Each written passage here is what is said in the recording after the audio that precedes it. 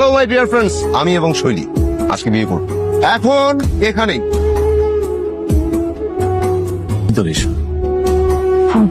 এটা কি ছেলে বিয়ে করছিস তুই? ছেলে তো একদম ছোট খাটো, সমাজে কিভাবে নিয়ে যাবো রে?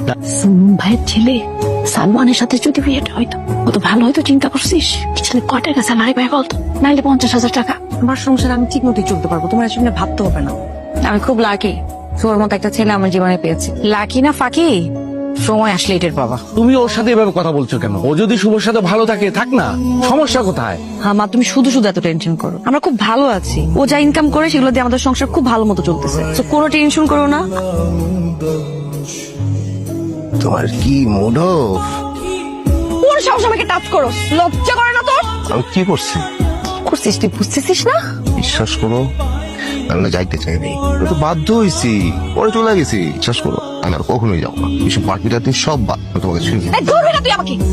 বিশ্বাস করি তো আজকে এই জায়গায় আসছি, আর বিশ্বাস করে বলে তোকে বিয়ে করছি। আমি ভাবছিলাম তুই ভালো হয়ে যাবি, কিন্তু তুই মাল কোনদিন ভালোই হবি না। যে খারাপ তারা ভালো বানানো যায়, আর যে চাই না ভালো হইতে তাকে আমি কেন, পৃথিবীর কেউ করে ভালো করতে পারবে না। কখনোই যাবো না, এই পার্টিটাতে সব এই বাদ। যে কই যাবি না যাবি এটা তোর ব্যাপার, কিন্তু আমি এখানে এক মুহূর্ত আর থাকবো না। হ্যালো আম্মা, আমার এখানে দম বন্ধ হয়ে আসতেছে আম্মা, আমি এখনই বাসে আসতেছি আম্মা, আমার মাফ করে দাও, আমি যা করছি খুব ভুল করেছি আম্মা।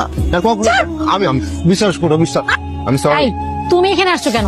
আমার মেয়ের জীবনটা শেষ করে এখানে করুণা দেখাতে আসছো? তুমি এইভাবে বলছো কেন? তুমি চুপ করো। আমি আমার মেয়েকে খুব ভালো মতো জানি, আমার মেয়ে কোনো ভুল করতে পারে না। যদি কোনো ভুল করে থাকে তাহলে এই ছেলেটাকে বিয়ে করে এই জীবনে একটা মাত্র ভুল করছে। আমরা কেউ চাই না যে একটা সম্পর্কের সমাপ্তি হোক। আমার ক্লায়েন্ট আপনার এগেনস্টে ডিভোর্স ফাইল করেছে। মানে কি? আমি তোমার সাথে থাকতে চাচ্ছি না। বিয়ের দেনমোহরের 15 লক্ষ টাকা আপনাকে পরিশোধ করে দিতে হবে। 15 লক্ষ টাকা? তোমাকে 15 লাখ টাকাই দিতে হবে, 1 টাকাও ছাড়বে না আমার মেয়ে। তোমার যত জমি জিরাত বাড়িতে যা যা আছে এগুলো বেচা হইলেও তোমরা আমাদের টাকা পাই পাই করে শোধ করবা।